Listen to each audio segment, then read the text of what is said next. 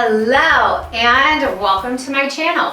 My name is Kim and I would love it if you click that red subscribe button, like this video, and turned on your notifications. As you might have seen from the title of today's video, I'm going to give you all of the juicy secrets about my 100-pound weight loss. My name is Kim and I am 30-ish, living in Indiana with my husband, 2 sons, and 2 insane Siberian Huskies. And I've lost 100 pounds. Now, when I tell people that I've lost 100 pounds, I usually get one of 2 reactions. One, people are like, what? You look like you've been skinny your entire life.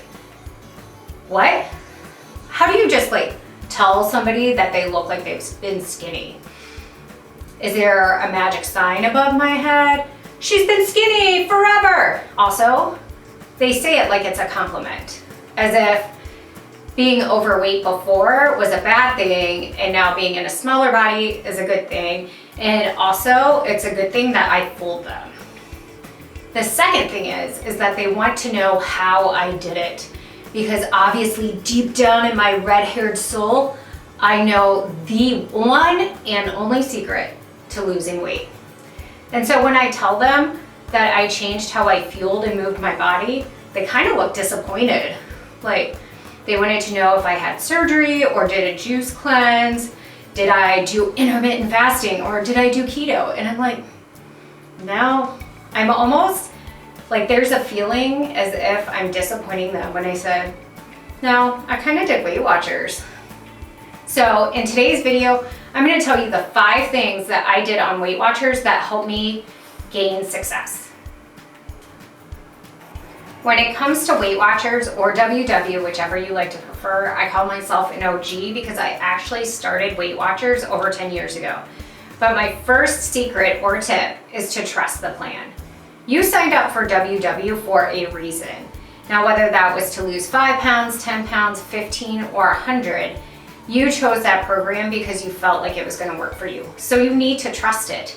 Now, it's really tempting when you log into the app to go to track your food and go, there is no way on earth that blueberry scone from Starbucks is 18 points. But let me tell you, it is.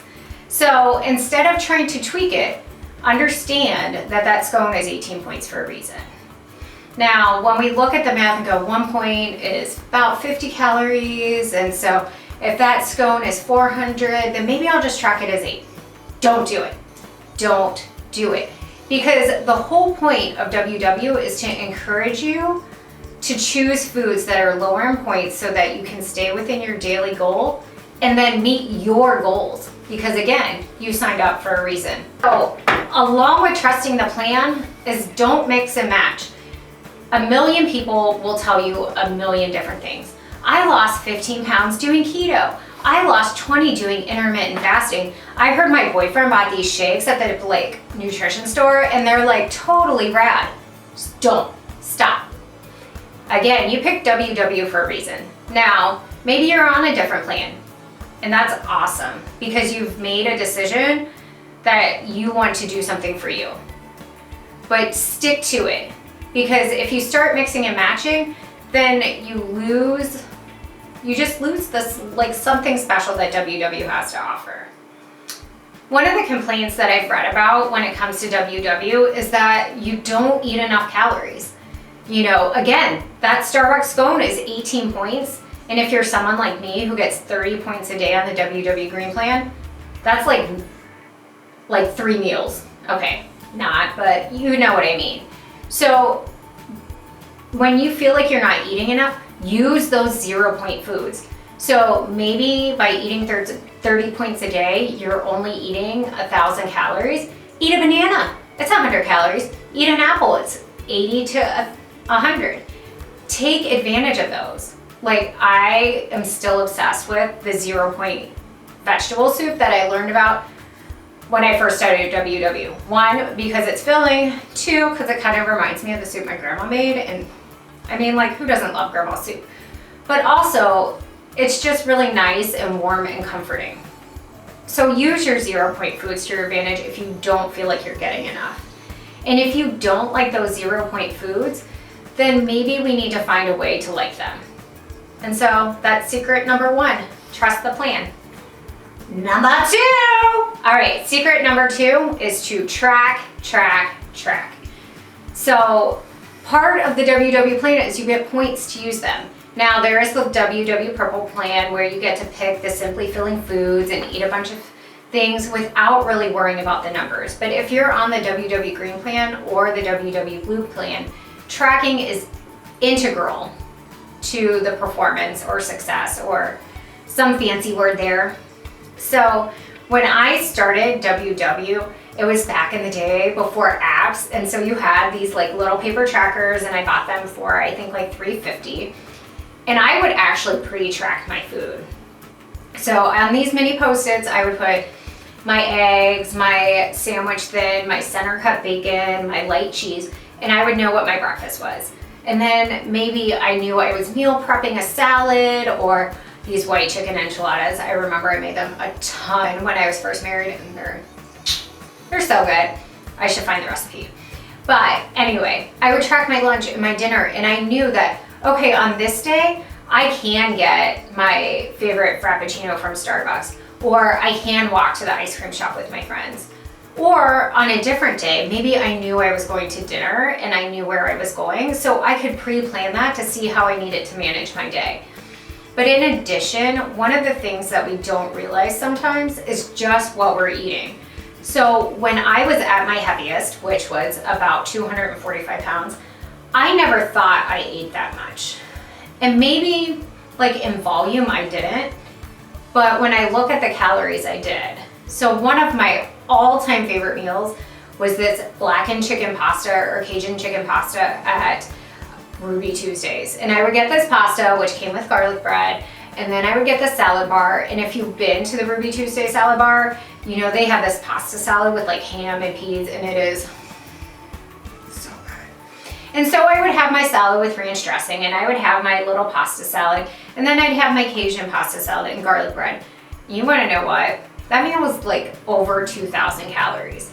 So even if I took half that pasta home, I was still eating between 1,000 and 1,500 calories at one meal. And so tracking just opens your eyes to what foods you're choosing and how much you're choosing. And yes, on WW, you can still choose that. I can still make a blackened chicken pasta and I can do it better, or I can go to a restaurant and know what accommodations I need to make so I can, again, reach my goals. So that is tip number 2, track. On to tip number 3. So number 3 is be patient. And this might be the least fun tip of them all. So one of the questions related to my weight loss is how long did it take? Because not only do they want me to have like some magic potion just sitting in my back pocket where I can be like, here, take this, and you'll wake up fabulous tomorrow. 1, you are already fabulous. Don't let anyone tell you otherwise. But 2, it's not that quick. And to be honest, for me, it was so not quick. So from the time I really started to try to lose weight to when I hit goal weight was 5 years. And that's a long time. Like no one wants to hear, it's gonna take you 5 years, but like one day you're gonna get there. So, but be patient and know, again, trust the plan, number 1. So for example, I am trying to get back to my WW goal weight so I feel a little bit better about myself and my skin. And today I got on the scale and it was not nice. It had said that I gained 4 pounds in 4 days. Now 1, I know I didn't do that because I know from tip number 2, I tracked my food, even a super awesome date night with my husband. But also, I know that it takes time to get there, and the closer you are to your goal, the longer it feels like it takes. But just be patient and know that you're not gonna wake up overnight and feel like you got to your goals. Now, it is really annoying when people are like, you didn't gain 50 pounds overnight, so you can't lose it overnight. And I swear it's the people who have never gained 50 pounds and they don't know what they're talking about. But be patient with yourself because this is all a learning process. And you're learning how to eat for weight loss. You're learning what foods you like. You're learning how to move your body in new ways, and that can be really hard. So give yourself some grace. I want you all to give yourself a little round of applause for making it this far, and thank you again for sticking with me. Tip number four. So this is to find new foods. Again, we ate a certain way and that got us to a certain point, and we wanted to change that point or that place. So maybe we should try some new foods. And again, that can be really challenging. I grew up eating hamburger helper, beef stroganoff, by the way, canned vegetables with half a stick of butter. I'm not even joking. And actually it wasn't butter, it was margarine. Biscuits and gravy made with cream. Fried chicken was popular, and lots of fast food. So I had this really bland Midwestern fatty diet, very meat and potatoes. And even there was a time where my mom tried to change her cooking habits because my dad had high cholesterol, and we like totally revolted. Ground turkey was probably akin to bringing in a skunk into the house. We all just looked just mortified every time my mom tried to cook with it. I cook with it now. I've made some mistakes cooking with it. I'm looking at you, turkey spinach meatloaf. But anyway, I've learned to like a ton of new foods. I never would have eaten radishes before, and they're really good, and they're sweet a little bit. Actually, no, I lied. They're not sweet. They're spicy, but they're crisp and delicious and refreshing. And in a little bit of ranch dressing, it's a pretty good snack. I like cucumbers. I always hated cucumbers.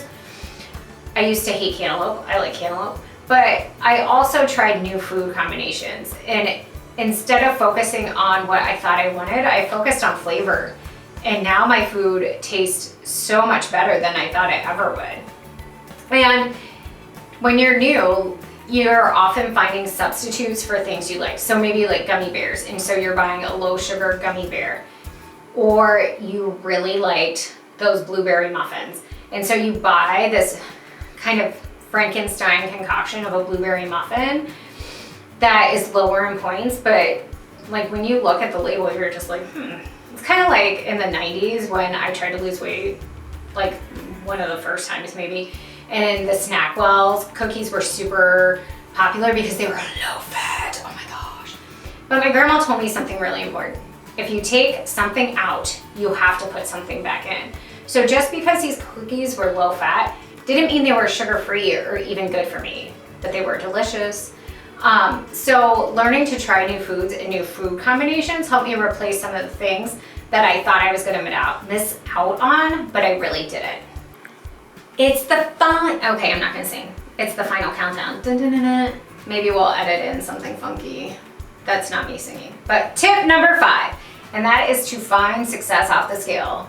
Now, just like I talked about earlier, where I was kind of like super PO'd that I had gained 4 pounds, I have to know that there's another way to measure success. So yes, we can look at our clothes, we can look at pictures, we can do face-to-face Fridays, but there has to be something more. And if you noticed a little something in the intro, I talked that I've changed not only how I fueled my body, but how I moved my body.